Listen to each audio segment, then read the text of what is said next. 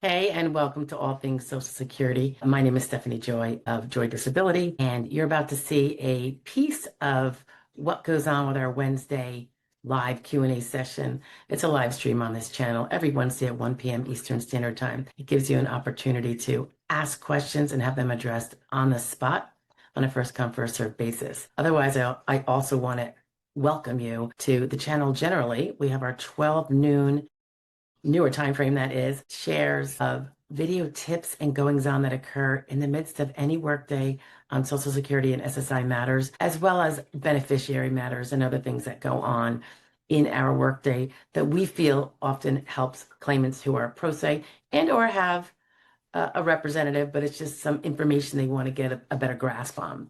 So we share them here every day, and I welcome you to join us every day at noon. Thank you so much. Have a great day. Ivy's 54 years young.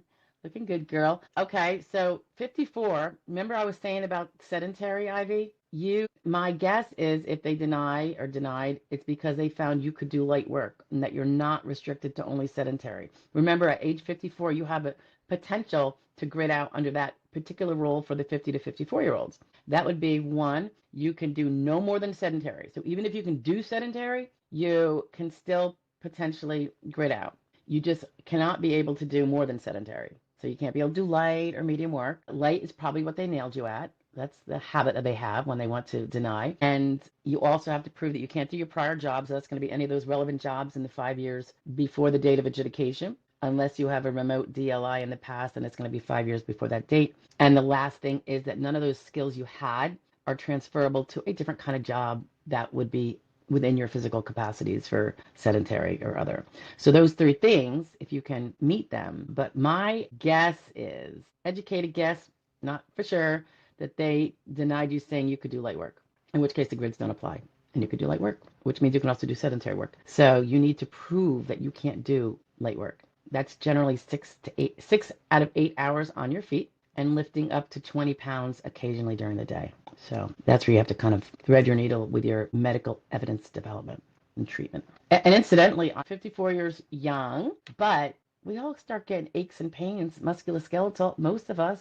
So if you have not been considering that and you think about it and you're like, oh yeah, like how long can you stand for? And could you stand at a cash register, say?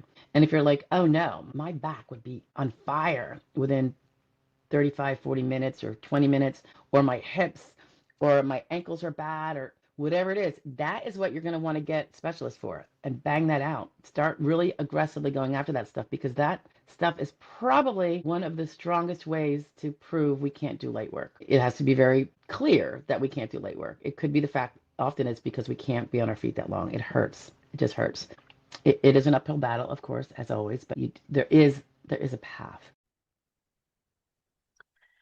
Hey there. That was one of our little Q&A clips. I hope you found it informative or helpful or just enjoyable. I am attaching a related video that we have put together a while back that is on a similar topic and or an extension of what we were just talking about. So if you needed some more information on that, that's a place to start. You can also look in our playlists. There is a ton of them. I think there's over 1,000 videos. So there's almost every topic in the world touched upon in some way, shape, or form. And again, as a reminder, you can always put in the comments any kind of question you have, even if it's unrelated to this or any other video. I will talk to you later. Carry on. Just a little share about the grids, because I know there's some confusion. So I just want to touch on some of the very, very basic aspects to it. The grids cover all ages. However, none of them are useful till you're 50, in the opinion of most of us, okay? In terms of it helping you be awarded. So for under 50, not such a help. So how it works is this. They understand that we might not be able to transfer skills to a different job as easily as we could when we were younger. We just get a little as we get older, right? It's a fact. Okay, so between 50 and the high end of 54, the general rule is if you have medically proven to their satisfaction that you cannot do your prior job, That means your prior relevant work. And remember, we've all been talking about the change of the 15-year past duration to 5 years. Huge. Because if you can't do any of your now less amount of past relevant work, that's step one. And let's say you're at the 50 to 54 range. And if you can prove that at most you can do is sedentary. So you can still do sedentary exertional level, but you can't do your prior work. And while you can do the sedentary work, you also have to be unable to transfer skills from your prior work to other some sort of sedentary job. That is something that I guess the vocational expert generally kind of touches on, or someone internally decides if there are, if they decide somehow with vocational information on transferable skills, which skills from your prior work that you can no longer do could be transferred to have you do a sedentary job, so that you'd be taking the mental knowledge from that skill set and applying it to a sedentary job that you are physically able to do. You couldn't do your prior work, but you could do a sedentary job as long as you have those transferable skills. So if you have no transferable skills because you are either an unskilled worker, or only the last 5 years, maybe that was unskilled and you had skilled work before then, whatever. If there's no transferable skills, and again, that is such a term of art, it's extremely complicated. That's why your work history report is so incredibly important. But if you have no transferable skills, you can do sedentary, but you can't do your prior job. You can be found disabled between 50 and 54, even though you're fully able from a physical standpoint to do a sedentary job, according to the SSA determination. Okay, so how does it get better at 55? It gets a little bit better. Between 55 and 60, even if you can't, again, if you can't do your prior work and you have no transferable skills down to something you could physically do, even if you could do light or sedentary work, you will be found disabled. Okay, no transferable skills and can't do your prior job, then even if you are physically able to do even light work, which is more arduous than sedentary work, and we'll get into that in a second, you can be found disabled under the grid. So some people assume that if they're in that age group, they're automatically going to win. So far from it, it's not even funny. You have to prove that you can't do your prior work. That's not because you say you can't, by the way. That's all through medical evidence. And whether that was, what kind of exertional level was that? And all the other things that are required of that job. Okay, that's why the work history is really important. Okay, so we talk about sedentary and light. So the 50 to 54 year range is, even if you could do sedentary, you have to prove that you couldn't do light. But if you can do sedentary only, you could still win if you meet these rules. Light, they actually say even if you could do light, 55 to 60, the rule is even if you could do something as arduous as light or sedentary, both, that whole range, there's a ton of jobs in that range. Even if you could physically do those, if you can't transfer your skills and you can't do your prior job, you can be found disabled. Light and sedentary, let's just go over that really quick. Sedentary is where they find that you can lift up to 10 pounds and you're able to sit for 6 of 8 hours. Those jobs are sit-down jobs. A light job is generally not a sit-down job.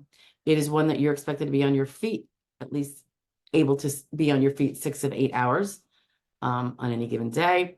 And you can lift up to 20 pounds. Okay. There is something where even if it's more of a less walking day, but you're so vigorous with your arms while you're doing stuff,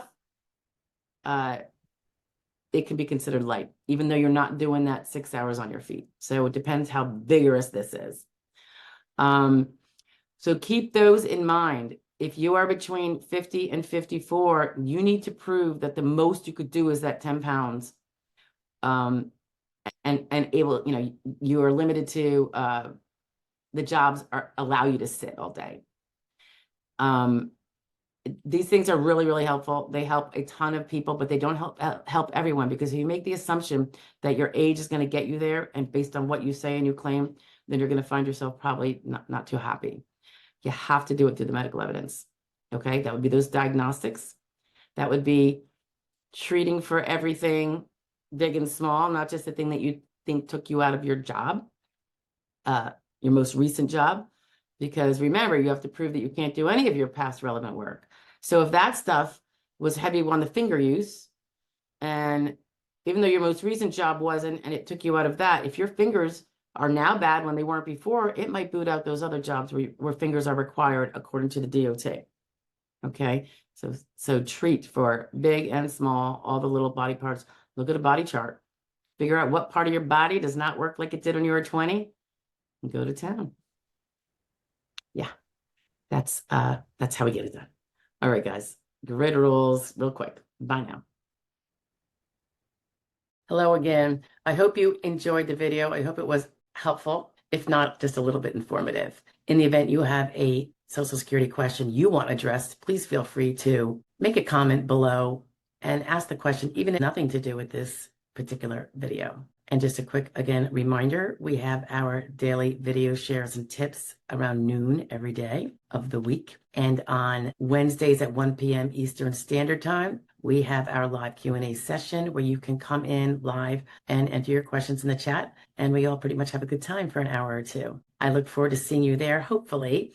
And lastly, don't forget about our benefactor memberships. They're very reasonably priced. The first one is very nominal and you get a few perks, but on a bigger scale, it contributes to us being able to fulfill a mission of assisting certain people with representation that would otherwise not be able to get it. We look forward to continuing to do that. And so far it's working out like the bomb. So thank you for being here. I appreciate it. Bye-bye now.